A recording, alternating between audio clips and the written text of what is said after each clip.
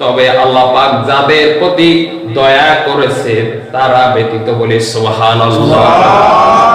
সকলের ভিতরে নফস রয়েছে, সকলের ভিতরে খারাপ কাজের চাহিদা রয়েছে, অন্যায় কাজের চাহিদা রয়েছে, সকলের ভিতর আছে না নাই? আছে। সকলের ভিতরে এই চাহিদা আছে, যত সুফি দরবেশই হোক না কেন।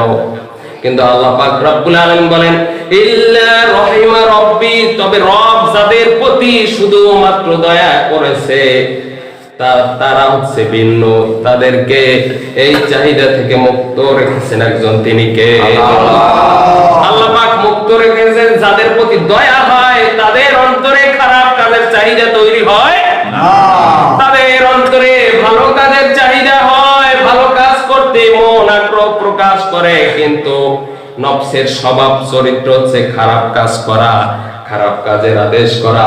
আল্লাহ তাআলা রাব্বুল আলামিন বলেন তবে যাদেরকে আমি রহম করি, দয়া করি, এদের অন্তরে খারাপিয়াত থেকে বেঁচে থাকে বলি সুবহানাল্লাহ। বিশেষ করে ভাইয়েরা আমার, নবী রাসূলগণ এদের নফস দুনিয়া আসার পরে সেট করা হয় নাই, এদের নফস পরিশুদ্ধ করে আল্লাহ পাক রব্বুল আলামিন সৃষ্টি করেছেন। এদের অন্তর কখনো খারাপ কিছু করে নাই, কখনো কোনো গুনার নবী রাসূলগণ দ্বারা হয় নাই। নবী রাসূলরা সব সময় তারা ছিল মাসুম, নিষ্পাপ, বলি সুবহানাল্লাহ। তাছাড়া পৃথিবীতে যত মানুষ রয়েছে সকলের নফসের কাজ হচ্ছে খারাপ কাজের দিক নির্দেশনা দেওয়া, খারাপ কাজের আদেশ করা। তবে আল্লাহ পাক যাদেরকে রহম করে তারা হচ্ছে ভিন্ন। আল্লাহ তাআলা রাব্বুল আলামিন বলেন ইন্না রাব্বি গফুরুর রহিম, নিশ্চয় আল্লাহ পাক রব্বুল আলামিন অতীব দয়ালু, গফুর, ক্ষমাশীল, বলি সুবহানাল্লাহ।